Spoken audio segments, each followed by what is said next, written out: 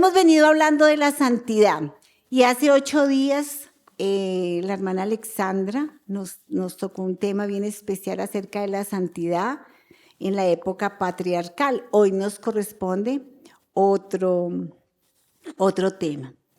Bueno, entonces les decía que vamos a hacer algo hoy un poco fuera de lo común. Quiero que te concentres, quiero que te dispongas de una manera especial antes de iniciar esta enseñanza.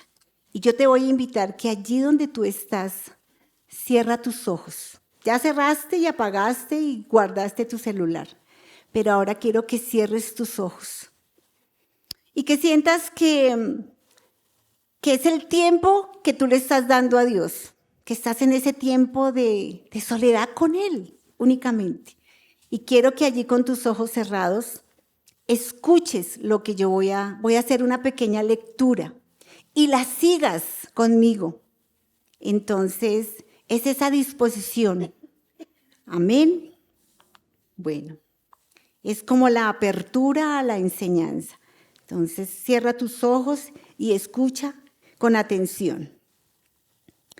Imaginen por un momento a Simón Pedro en la orilla del mar de Galilea. No es el gran apóstol que vemos en los cuadros. Es un hombre de carne y hueso, con la piel quemada por el sol, las manos llenas de ampollas y el olor a pescado pegado a la ropa. Es la madrugada. El frío cala sus huesos, pero el dolor más grande de Pedro no es el frío, es el vacío. Pedro ha pasado toda la noche lanzando la red. La lanzó a la derecha, la lanzó a la izquierda, y en lo profundo y en lo playo. El resultado, nada, ni un solo pez. La Biblia dice que Pedro estaba lavando las redes. Para un pescador, lavar las redes es un ritual de la derrota. Significa, se acabó el tiempo, me rindo. Mañana será otro día de hambre. Pedro está ahí, limpiando el rastro de su fracaso, cuando de pronto la santidad encarnada se sube a la barca. Jesús le da una orden que insulta su lógica profesional. Rema mar adentro y echa las redes. Pedro, el experto, pudo haber dicho: Maestro, tú sabes de sermones, pero yo sé de peces. Sin embargo, en este momento ocurre el primer destello de santidad en Pedro. Él le dice: en tu palabra echaré la red. Hoy muchos de nosotros hemos venido a este lugar exactamente como Pedro, lavando redes vacías. Has intentado limpiar tu vida por ti mismo y no has podido. Has intentado ser santo por tus propias fuerzas y te sientes frustrado. Has lanzado la red del esfuerzo humano una y otra vez y solo has sacado algas y lodo. Pero quiero decirte algo antes de comenzar. La santidad en el tiempo de Jesús no comenzó en un altar de oro, comenzó en una barca fracasada. La santidad no es para los que tienen las redes llenas de méritos, sino para aquellos que teniendo las manos vacías están dispuestos a creer en la palabra de aquel que lo llena todo. Padre, yo te doy gracias por este tiempo. Gracias por la oportunidad de predicar tu palabra, Señor. Solo soy un instrumento en tus manos, Señor. Que seas tú fluyendo, que seas tú ministrando nuestros corazones, hablando a nuestras vidas, Padre Celestial. Gracias te doy por cada uno de mis hermanos en esta mañana que está aquí sentado, escuchando tu palabra. Padre de la gloria, gracias. Gracias, Señor, porque no es casualidad el que estemos hoy aquí, Señor. Tú nos has llamado. Y aquí estamos con un corazón dispuesto. Precioso, dulce Espíritu Santo, Fluye, Señor, en esta mañana. Inúndanos de tu amor, Señor. Instrúyenos a través de tu palabra. Padre Celestial, gracias porque hoy tengo mi mente, mi corazón, mis oídos abiertos a tu palabra, Señor. Te pido que obres en mi vida de una manera sobrenatural. Te lo clamamos en el nombre de Jesús. Amén y amén. Bueno, mis amados, ¿cómo les fue en esta lectura? ¿Sí se entraron en la escena? Amén. Este era el inicio del mensaje que el Señor tiene hoy para nosotros. Santidad que transforma el corazón es el título que le coloqué al mensaje. Estamos hablando de santidad. Y hace 8 días nos enseñaban acerca de la época patriarcal. Y la hermana Alexandra nos introdujo en esa época y hoy vamos a continuar. Quiero leer 1 de Pedro 1, 14 al 16. 1 de Pedro 1, 14 al 16. Entonces voy a leerla a ustedes allí también.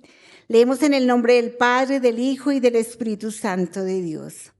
Pórtense como hijos obedientes y no sigan los dictados de sus anteriores malos deseos de cuando vivían en la ignorancia. Al contrario, vivan una vida completamente santa, porque santo es aquel que los ha llamado. Escrito está, sean santos porque yo soy santo. Amén. ¿Quién nos llamó? Un ser santo, ¿cierto? ¿Y a qué nos ha llamado? A ser santos.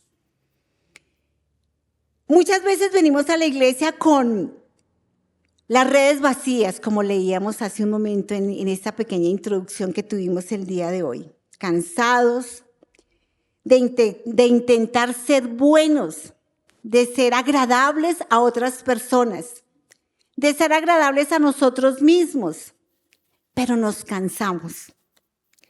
Creemos que la santidad es una meta inalcanzable, un código sin número de reglas que necesitamos cumplir para poder agradarle a Dios y a los que nos rodean. Pero primeramente a Dios. Nos esforzamos, luchamos, tenemos días difíciles y llegamos el día domingo acá cansados, así como de pronto pudimos transportarnos en un momento dado como veíamos a Pedro, ¿cierto? Él lavando las redes. Muchas veces nosotros nos encontramos así, lavando las redes del fracaso. La santidad no es algo que tú logras para Dios, sino algo que Dios hace en ti cuando le entregas tu barca. Y hoy aquí todos estamos entregándole esa barca al Señor, porque nos sentimos cansados. Yo me he sentido cansada, hay momentos en que uno siente que como que no quisiera nada. ¿Ustedes también? ¿Alguna vez? Sí, claro.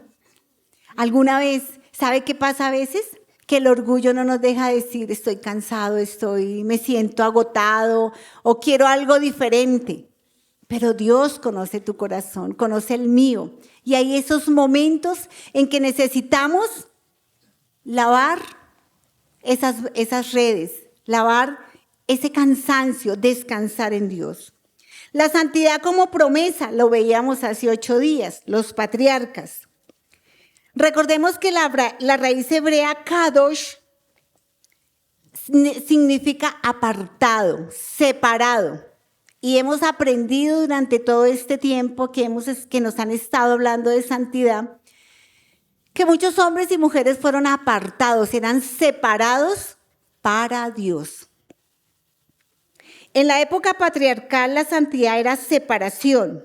Dios llamó a Abraham, a Isaac y a Jacob a salir de lo común para ser exclusivos del Dios Todopoderoso. Y hoy tú y yo hemos sido llamados también para ser exclusivos de un Dios maravilloso. Solo que a veces como que no lo entendemos, pero a eso nos ha llamado Dios, a ser exclusivos para Él.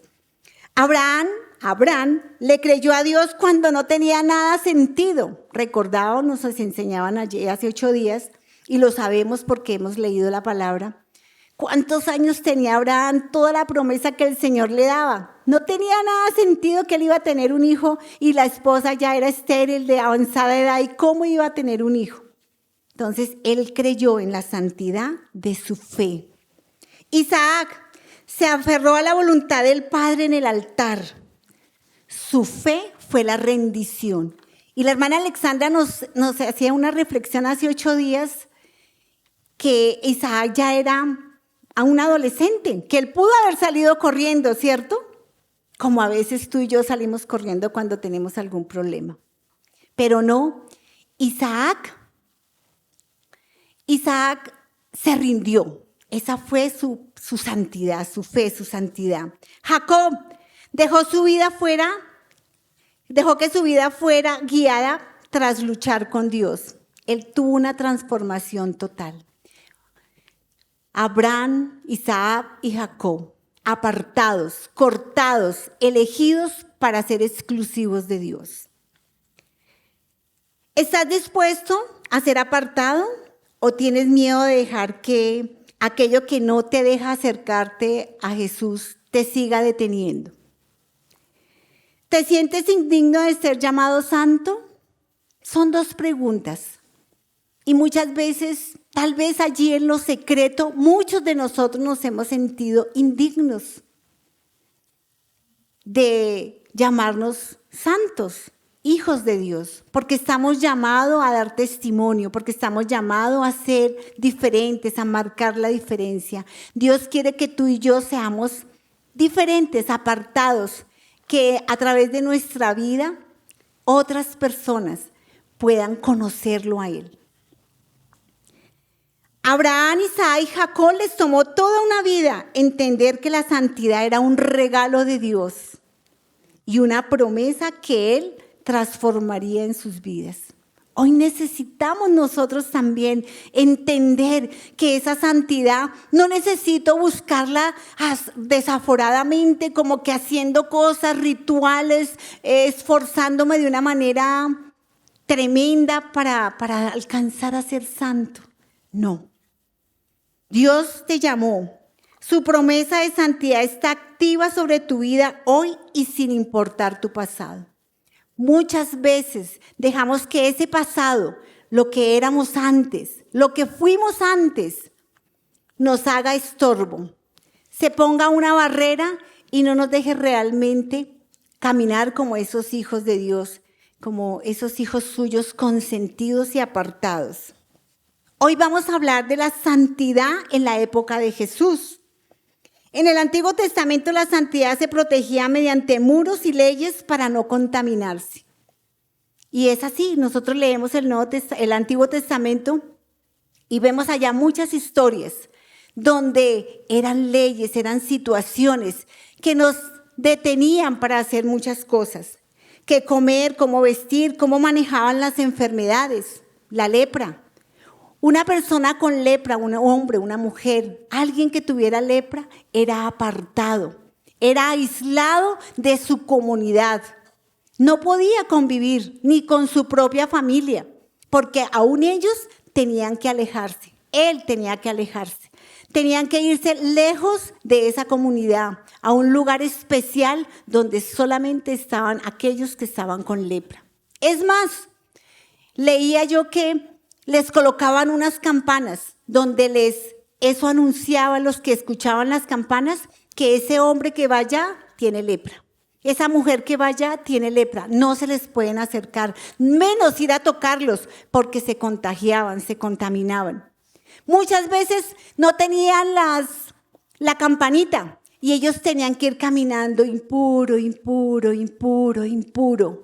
Diciendo, o sea, ellos iban caminando e iban recitando que eran impuros. Tremendo, ¿cierto? En la época de Jesús la santidad se convirtió en una fuerza poderosa que entró en el corazón de hombres y mujeres, comunes y corrientes como tú y como yo, para transformarlos desde adentro. Esa época, Él vino a transformarla de una manera especial. La santidad en tiempos de Jesús, muchos pensaban que ser santo era cumplir normas externas, pero Él nos enseñó que la verdadera santidad nace de nuestro corazón. Esa santidad nace de nuestro corazón. Jesús dijo en Mateo 5:8, bienaventurados los de limpio corazón, porque ellos verán a Dios. Amén. Bienaventurados seremos los de limpio corazón. Y hoy el Señor nos está de alguna manera tocando nuestro corazón, mirándonos con sus ojos poderosos, porque Él lo conoce, Él sabe todo lo de cada uno de nosotros. A Él no le podemos esconder absolutamente nada. Cuando pensamos, cuando admitimos en nuestra mente y en nuestro corazón la ira, el enojo, el resentimiento, la falta de perdón, tantas cosas. El corazón no es solo el lugar de las emociones, sino el centro de la voluntad y de nuestras decisiones. Es allí en nuestro corazón donde nosotros pensamos aquí en nuestra mente y baja a nuestro corazón aquello que vamos a hacer, que queremos realizar. Jesús nos enseña que la verdadera contaminación espiritual proviene del interior del ser humano, o sea, de nuestro corazón. No de factores externos como rituales de limpieza o alimentos, como sucedía en la época patriarcal, porque allí estaban pendientes de todo, cómo vestías, qué comías, cuándo comías, si trabajabas o no trabajabas tal día. Son muchas leyes. Pero Dios, el Señor Jesús vino a decirnos que era lo que había dentro de nuestro corazón. Marcos 7, 21, 23, ¿qué nos dice? Porque de adentro del corazón humano salen los malos pensamientos, la inmoralidad sexual, los robos, los homicidios, los adulterios, las avaricias, las maldades, el engaño, la lujuria, la envidia, la calumnia, la soberbia, la insensatez. Todos estos males vienen de adentro y contaminan a la persona. Nos contaminan todas estas cosas, y no solo a nosotros, sino a los que nos rodean.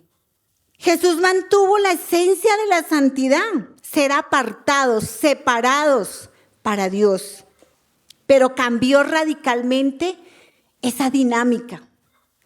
Ya el leproso no tenía que irse diciendo impuro, impuro, impuro, o caminar con esa campanita que lo asignaba, le daba ese nombre, allá va esa leprosa, ese leproso. Jesús vino a cambiar eso de una manera radical. De la exclusión a la invasión. En la época patriarcal la impureza era contagiosa. Si tocabas a un leproso te volvías impuro, pero Jesús vino a romper esto.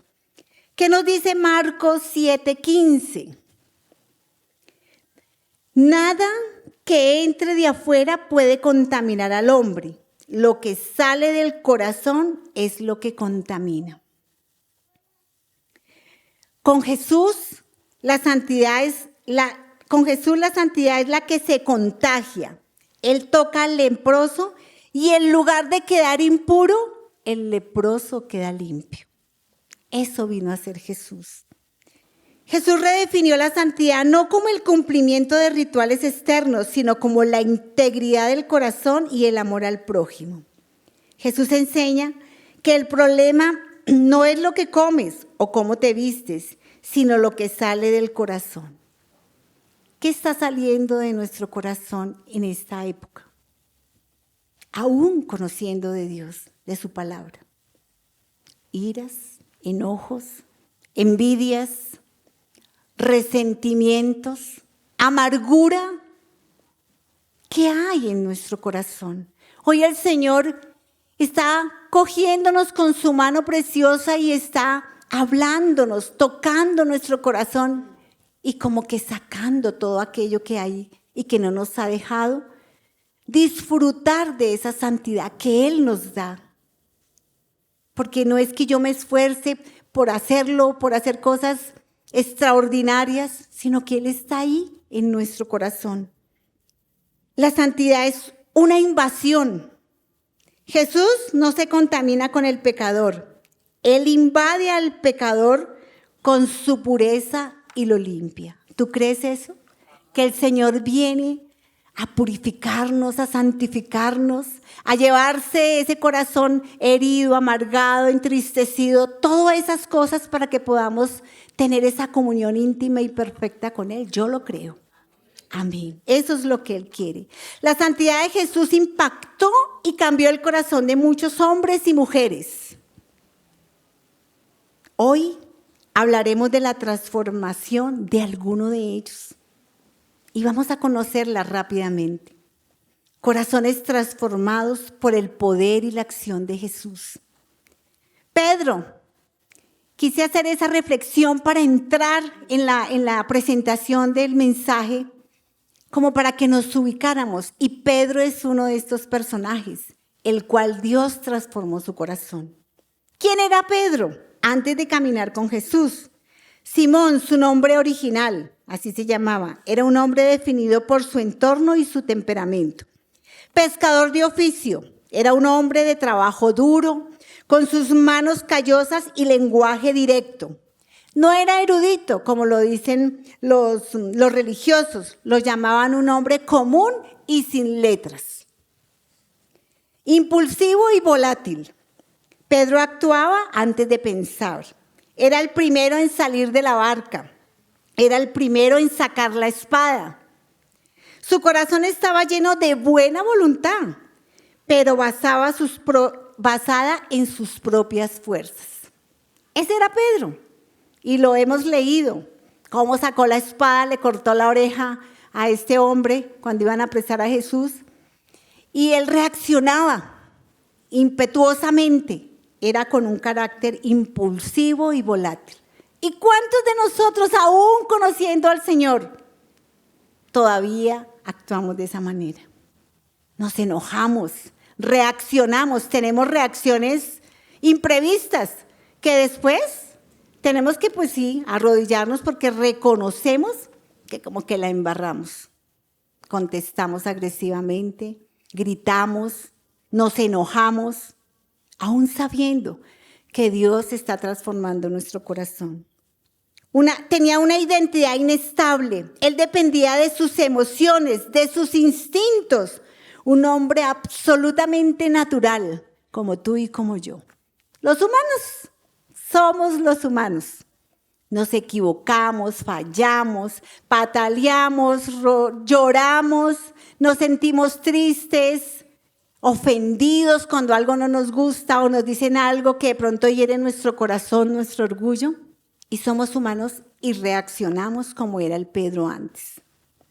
Su nombre, Simón, sugiere cada caña que se agita. Era alguien que podía declarar que Jesús era el Cristo y 5 minutos querer ir a ayudarlo, a enseñarle. Tu identidad hoy no está definida por tus errores. De hace 5 minutos, de hace un tiempo, de hace 2 años, no.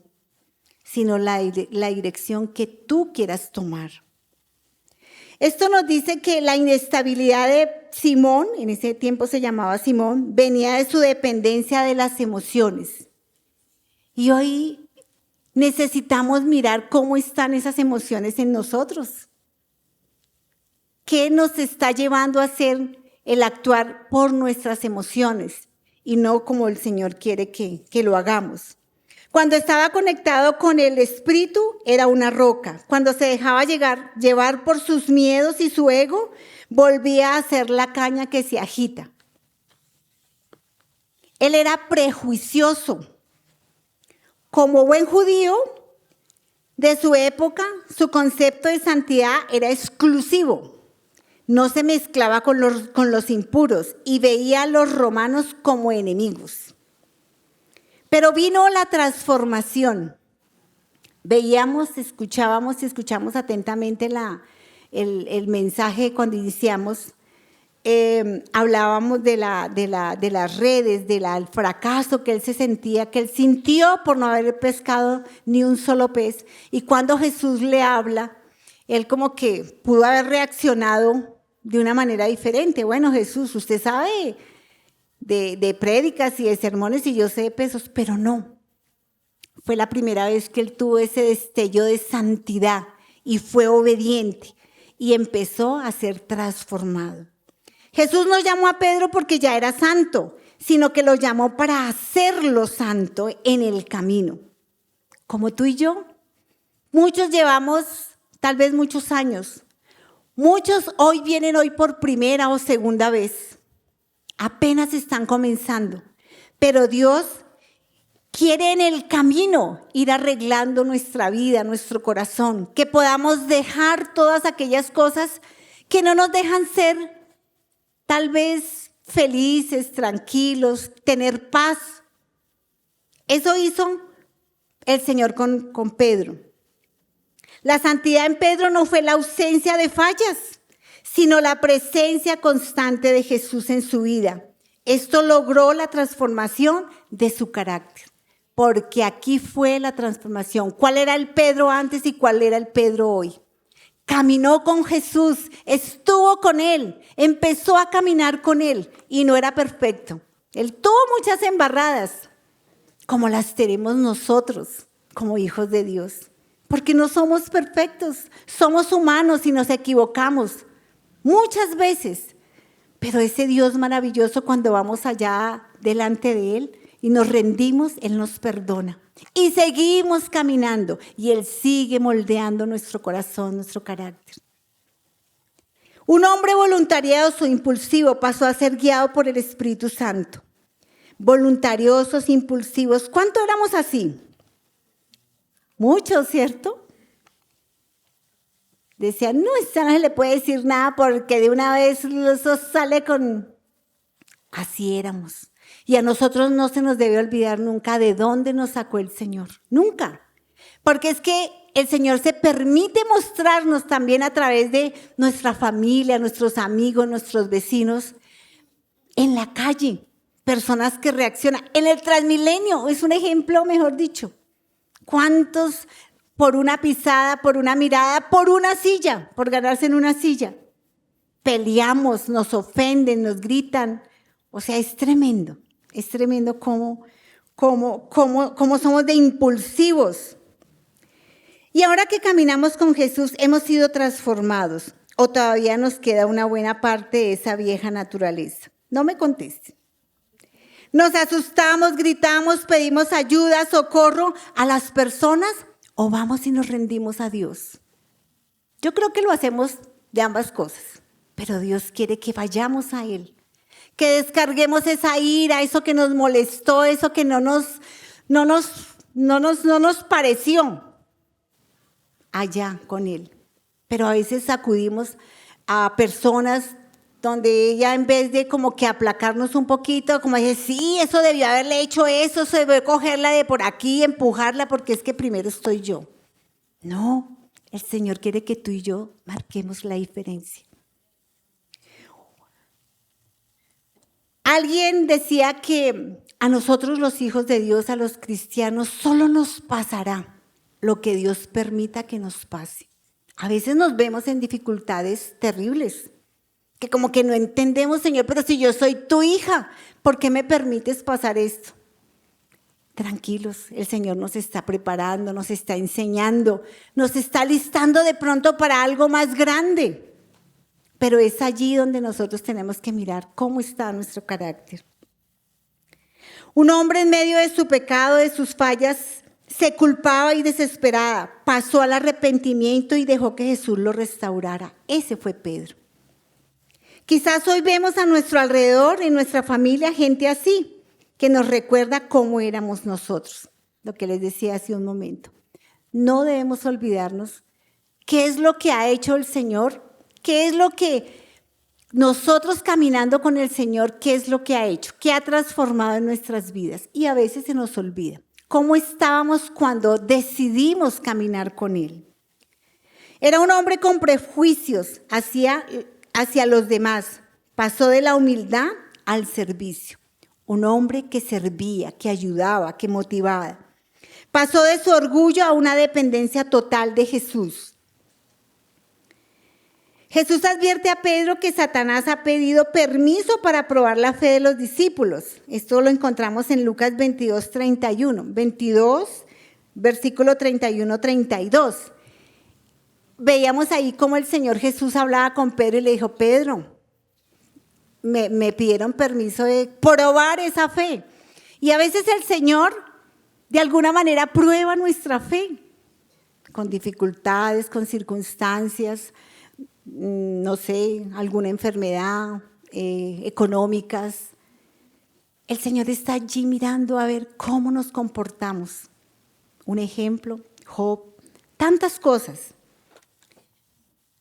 Pedro superó esto. Él lo negó 3 veces, pero aunque tuvo sus fallas, sus contratiempos, él permaneció. ¿Y qué pasó? Él regresó y ayudó a los otros discípulos. Y eso fue lo que el Señor Jesús le dijo. Nosotros, tú y yo, estamos llamados también a eso. Porque en el momento menos esperado, el Señor nos pone delante de nosotros, en un Transmilenio, en la oficina, en el trabajo, en la calle, aquí caminando, a una persona, para que le ayudemos, para que le hablemos. ¿Te pasa algo? ¿Te puedo ayudar en algo? A eso hemos sido llamados. Jesús intercedió por sus discípulos y lo hace por cada uno de nosotros.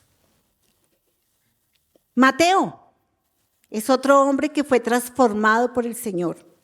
En tiempos de Jesús, ser un recaudador de impuestos, un publicano, Mateo o Leví, también le decían, significaba 3 cosas. Traidor a la patria, trabajaba para el imperio romano, los opresores. Era visto como un traidor que se enriquecía a costa del dolor de sus propios hermanos judíos. Tremendo, ¿no? Religioso impuro. Dice, por su contacto constante con la gente, con los gentiles, con los romanos, y por su fama de estafador, se le prohibía estar en la sinagoga. O sea, para él era imposible la santidad. Nadie lo quería, lo odiaban, lo rechazaban. Para el sistema religioso, Mateo era santidad imposible. Era recaudador de impuestos, nadie lo quería. Era el que cobraba, el que les pedía y todos lo miraban con desprecio. El vacío de la riqueza. Mateo tenía seguridad económica, pero vivía en una jaula de oro. Estaba rodeado de dinero, pero carecía de un propósito en su vida, carecía de paz. Su identidad estaba en lo que acumulaba.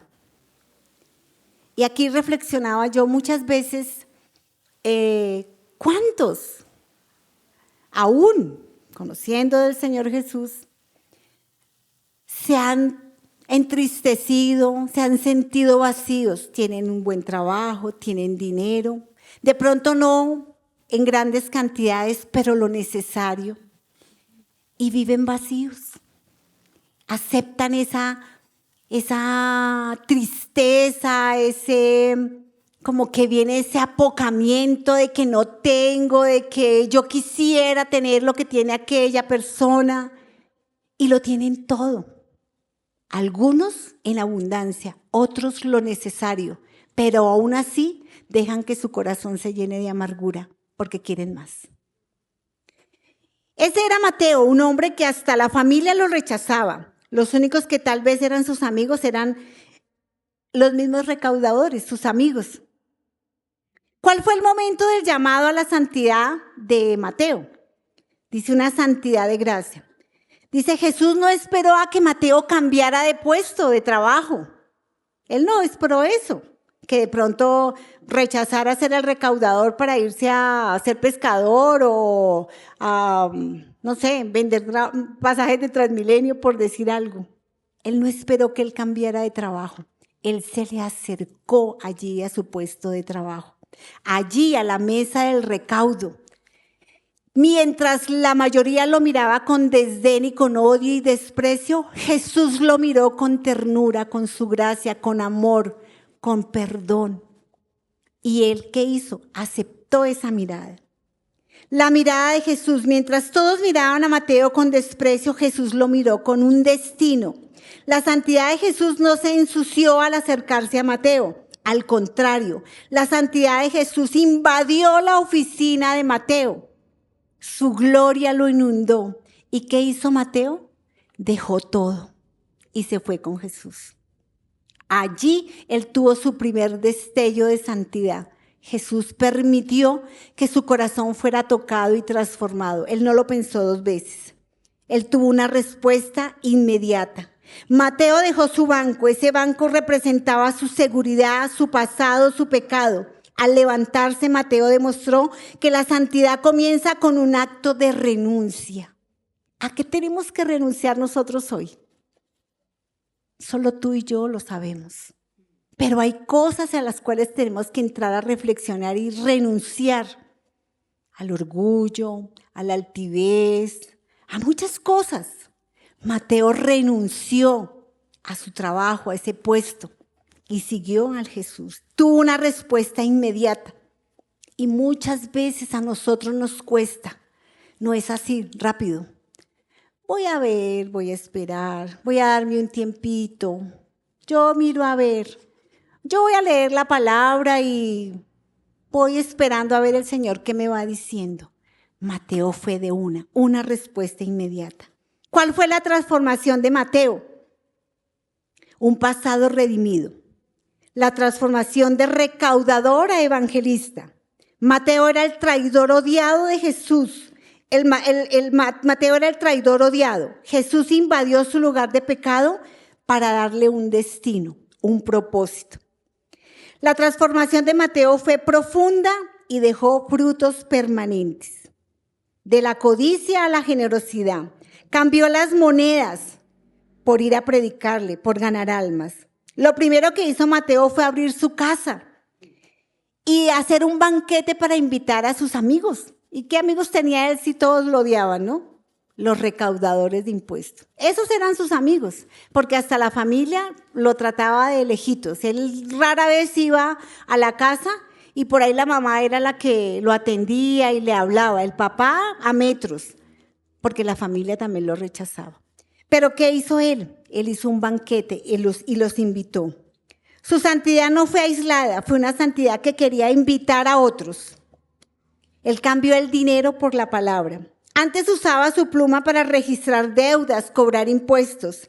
Después de Jesús, usó esa misma pluma para escribir y organizar datos para registrar la vida de Cristo. El resultado del Evangelio de San Mateo. Una santidad de inclusión. Mateo entendió que si Dios lo había aceptado a él, la santidad estaba disponible para todos. Su evangelio es el que más enfatiza que Jesús es el Rey, que viene a salvar a todos aquellos, a todas las naciones. Mateo 9:13 que nos dice, vayan y aprendan lo que significa misericordia quiero y no sacrificio, porque no he venido a llamar a los justos al arrepentimiento, sino a los pecadores. ¿Qué pasó allí en el banquete que dio Mateo? ¿Quiénes estaban allí? Pecadores, otros recaudadores. Y de pronto estaban allí los escribas, habían otras personas allí poniendo cuidado a ver qué era lo que hacía Jesús. Y allí se dieron cuenta que Él se sentaba con ellos, con los pecadores. Y el Señor nos dice en su palabra, Él no ha venido a buscar justos, Él vino a buscar a pecadores como nosotros, porque Él quiere transformar nuestras vidas. Él quiere que vayamos a un arrepentimiento genuino para que Él pueda transformar nuestros corazones. Pablo es la otra persona, el otro personaje que fue transformado por el Señor. Antes de su encuentro en el camino a Damasco, Pablo personificaba la santidad mal entendida de los fariseos. Santidad como persecución. Él creía que ser santo era exterminar a cualquier cosa que amenazaba su tradición. Perseguía sobremanera a la iglesia. Los asolaba, hasta los mandaba a matar. Eso era Pablo. Orgullo religioso, se sentía superior por su linaje y su educación. Él estudió con Gamaliel, un erudito en letras y en mucho conocimiento. Entonces Pablo sentía que él era el duro, que él tenía conocimiento y de hecho sí, él tenía conocimiento. Pero era orgulloso por eso. Se basaba en su currículum, hebreo de hebreos, fariseo, irreprensible en la ley. Él lo que se decía se cumplía. Era un hombre autoritario, perseguía a los cristianos, los mandaba a matar, creyendo que estaba defendiendo esa ley, esa ley de Dios que tocaba defender. Tenía un corazón de piedra. Su celo por la ley lo había vuelto ciego a la misericordia. Estaba presente y aprobó la muerte de Esteban, que fue el primer mártir del que conocemos. Él aprobó la muerte de él. ¿Cuál fue la transformación de Pablo? Del yo al Cristo. El Pablo orgulloso fue crucificado. La transformación de Pablo no fue por un razonamiento lógico, sino fue una confrontación con la gloria. Tremendo. Yo me devolvía cómo fue ese llamado de Pedro, cómo le habla, cómo fue ese encuentro con Pablo, cómo lo mira para que él venga. Y con Pablo fue diferente. Fue una confrontación con la gloria. El mismo Señor le habló. Tuvo un encuentro sobrenatural con el Señor que lo tumbó, cayó de su soberbia, de su vanidad, de su egoísmo, de su altivez, de su falsa fe. Hoy necesitamos nosotros también preguntarnos de qué nos tiene que tumbar el Señor.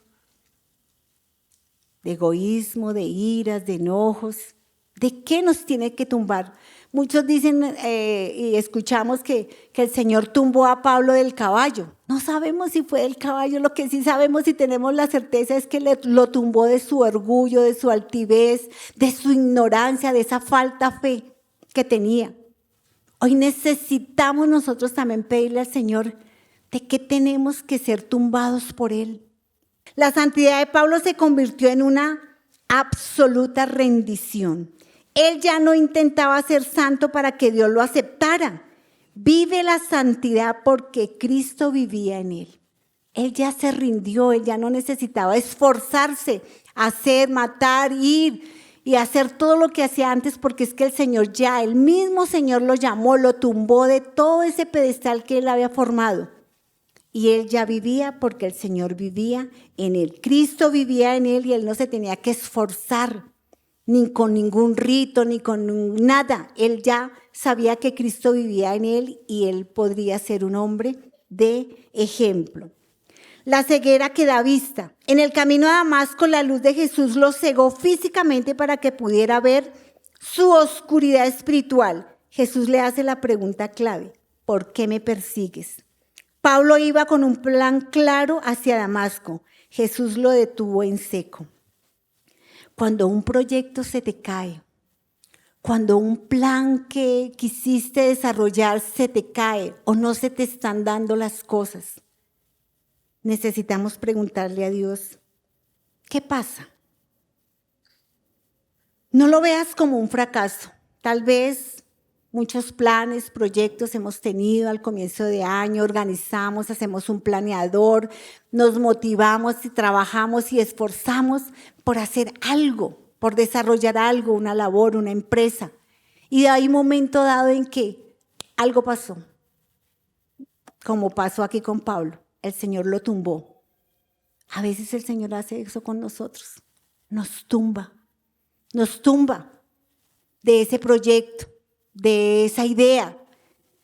En la familia, a veces tenemos ideas, propósitos, sueños con la familia, con nuestros hijos, y las cosas no se nos dan como nosotros queremos. El Señor nos aterriza como aterrizó a Pablo.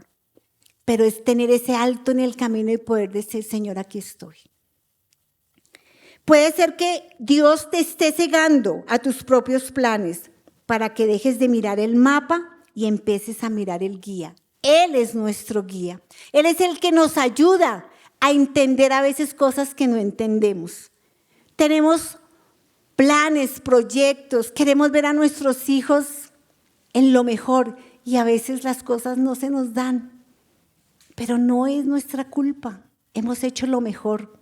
A veces como papás nos aferramos a muchas cosas y queremos lo mejor para nuestros hijos, porque son nuestros hijos, ¿cierto? Y siempre como padres queremos lo mejor para ellos. Pero a veces ellos se tuercen del camino. Pidámosle a Dios que nos ayude para que ellos sean enderezados y sean encaminados. ¿Cuántas veces le hemos pedido señales a Dios para hacer algo por un trabajo, pero nada cambia y seguimos clamando al Señor? A veces le seguimos orando, le seguimos pidiendo y Él nos dice, pero es que más señales, hijo. Te he mostrado esto, te he mostrado aquello y a veces no lo vemos. Necesitamos escuchar a Dios, necesitamos ver cada cosa que pasa a nuestro alrededor. El cambio de identidad. De perseguidor pasó a ser perseguido, de ser un hombre que dictaba sentencia para ser hombre que recibía instrucciones de Dios. El Pablo egoísta, altivo, soberbio, en esa cruz entregó todo aquello que lo frenó y lo llevaba por mal camino. Y entendió que en la cruz estaba la clave. Era el punto de partida para una vida totalmente valiosa, una vida que daría honor y gloria al Creador. Por los muchos, ya no vivo yo, sino que Cristo vive en mí, decía él. Aquí en esta esencia de la santidad no es intentar ser como Jesús, sino dejar que Jesús viva su vida a través de cada uno de nosotros. El corazón ya no late por impulsos propios, sino por la presencia de Cristo en nuestro interior. La transformación no nos quita nuestra humanidad, no nos quita nuestra identidad. Él quiere que seas como eres, pero dejándote transformar por el Señor. Que esa identidad, porque Él nos dio a todos una identidad, nos dio dominio propio. Todo aquello que Él consideraba que lo hacía santo, sus títulos, sus logros, ahora lo llama basura, con tal de ganar a Cristo. Ese ganar que nos habla aquí no era tener un mérito por llegar a Cristo, no. Cristo ya había llegado, moraba en Él y lo que Él quería ganar era reflejar que Cristo vivía en su corazón, ser testimonio vivo para la gloria de su Salvador. La santidad de Pablo se convirtió en una absoluta rendición. Él ya no intentaba ser santo para que Dios lo aceptara. Vivía en santidad porque Cristo vivía en él. ¿Cristo vive en tu vida? Amén. Eso es lo que Él quiere. En este momento, piensa en aquello que te hace sentir mejor como cristiano. Mejor para ser mejor persona, tener buena conducta, tener una buena reputación. Nada de esas cosas te salvan. Todo lo que nos salva es la gracia de Dios. Él ha venido para salvarnos. Él quiere que tú y yo abracemos esa debilidad. A veces nosotros quisiéramos esperar a estar bien para ir a buscar a Dios. No, Él quiere ya en este momento que tú lo busques. La santidad comienza cuando le dices, Señor, hoy me siento impaciente, cansado, frustrado. Toma tú el control porque yo no puedo más. Ahí es cuando Cristo empieza a vivir en ti. Hoy yo te voy a invitar a que allí donde tú estás, cierra tus ojos, inclina tu rostro.